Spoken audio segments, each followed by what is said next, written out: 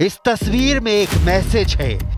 एक तरफ गाजा और लेबनान पर बमबारी, तबाह होती हजारों जिंदगी, खंडहर बनते जा रहे शहर, और दूसरी तरफ सऊदी अरब की राजधानी रियाद में अरब इस्लामिक शिखर वार्ता। पश्चिम एशिया में कुछ बड़ा होने वाला है। क्या अब नेतन्याहू के खिलाफ अरब देशों का चक्रव्यूह तैयार हो चुका है? क्या यह चक्रव्यूह गाजा और लेबनान पर लगातार बमबारी और 48,000 लोगों की मौत का बदला लेगा? क्या अरब के इस चक्रव्यूह में नेतन्याहू और इजराइल की हार फाइनल है? अरब का चक्रव्यूह कौन चला रहा है? क्या इसकी कमान सऊदी अरब के हाथ में है या फिर लगाम ईरान के हाथों में है?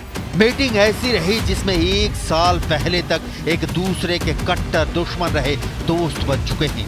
यहां सऊदी अरब की दावत पर सीरिया के राष्ट्रपति बशर अल असद भी पहुंचे। ईरान के उपराष्ट्रपति भी आए। जॉर्डन के किंग से लेकर मिस्र के राष्ट्रपति अब्दुल फतह अल सीसी भी पहुंचे। यहां तुर्की के राष्ट्रपति रेजेप तैयप एर्दोआन की मौजूदगी भी एक मैसेज दे रही है। अरब और इस्लामिक वर्ल्ड के 50 से ज्यादा राष्ट्राध्यक्ष और लीडर इस समिट में शामिल हुए और फिर आया सबसे अहम मैसेज। सऊदी अरब के क्राउन प्रिंस मोहम्मद बिन सलमान का इजराइल के खिलाफ सबसे तीखा पैगाम, सबसे कड़वे शब्द, सबसे बड़ी चेतावनी। تجدد المملكة ديانتها ورفضها القاطع للإبادة الجماعية التي ترتكبها إسرائيل بحق الشعب الفلسطيني الشقيق، وراح ضحاياها أكثر من 150 ألف من الشهداء والمصابين والمفقودين، معظمهم من النساء والأطفال. ونؤكد أن استمرار إسرائيل في جرائمها بحق الأبرياء والإمعان في انتهاك قدسية المسجد الأقصى المبارك والانتقاص من الدور المحوري للسلطة الوطنية الفلسطينية على كل الأراضي الفلسطينية من شأنها تقويض جهود الهادفة لحصول الشعب الفلسطيني على حقوقه المشروعة وإحلال السلام في المنطقة. मोहम्मद बिन सलमान ने यह भी कहा कि इजराइल ईरान पर हमला करने की गलती ना करे और फौरन गाजा और वेस्ट बैंक से अपनी फौज वापस बुलाए। गाजा में इजराइल की बमबारी शुरू होने के बाद यह पहली बार है जब सऊदी अरब ने नेतन्याहू के युद्ध पर इतने सख्त शब्दों का इस्तेमाल किया है। गाजा में अब तक 43,500 से ज्यादा लोगों की मौत हो चुकी है। लेबनान में मरने वालों की तादाद 3,200 तक पहुंच गई है। ये ऐसे आंकड़े हैं जिसे लेकर अभी तक इजराइल को सबसे बड़ी टक्कर सिर्फ ईरान ने दी है।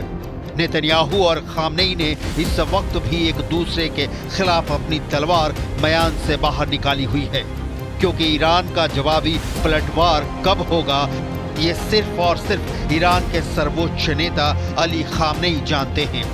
लेकिन जब अमेरिका में डोनाल्ड ट्रंप के आने के बाद इजराइल को अरब देशों के साथ अब्राहम अकॉर्ड मजबूत होने की उम्मीद नजर आ रही थी, तब सऊदी अरब के क्राउन प्रिंस मोहम्मद बिन सलमान ने एक ऐसा अरब चक्र दिखाया है जिसमें नेतन्याहू घिरे हुए नजर आ रहे हैं। ये चक्रव्यूह इजराइल के खिलाफ अरब और इस्लामिक देशों का सबसे बड़ा चक्रव्यूह कहा जा रहा है, जो गाजा और लेबनान पर हो रही बमबारी का बदला लेना चाहता है। इसीलिए फिर वही सवाल कि क्या अरब और इस्लामिक देशों के इस चक्रव्यूह में नेतन्याहू और इजराइल की हार फाइनल है?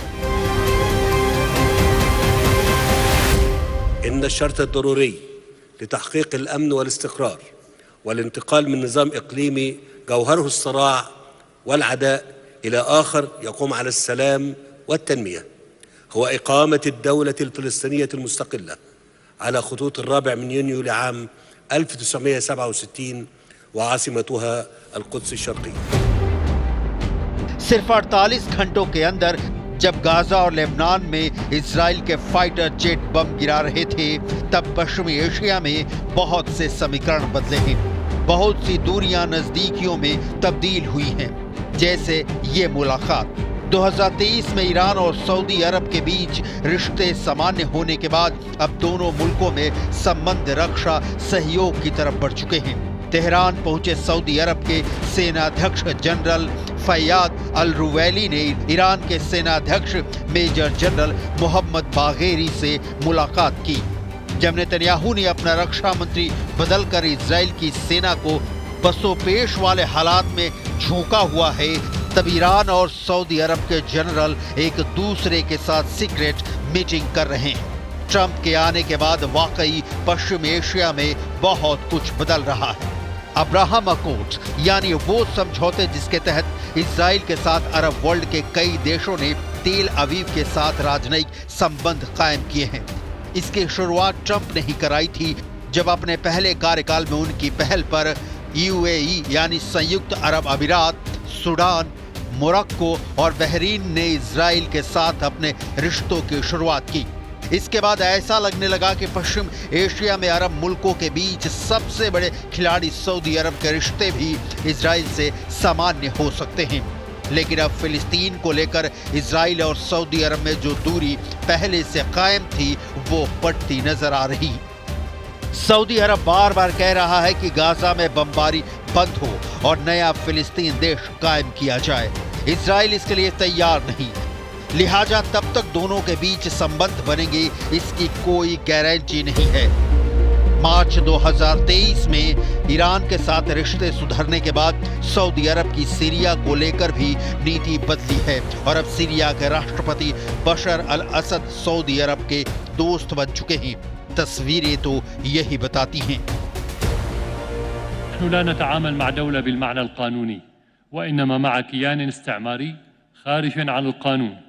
نحن لا نتعامل مع شعب بالمعنى الحضاري وإنما مع قطعان من المستوطنين أقرب إلى الهمجية منهم إلى الإنسانية. ومن غير الصحيح القول أن المشكلة هي في حكومة راهنة متطرفة فاقدة للعقل وشعب مذعور مما حصل في 7 من تشرين الأول في العام الماضي.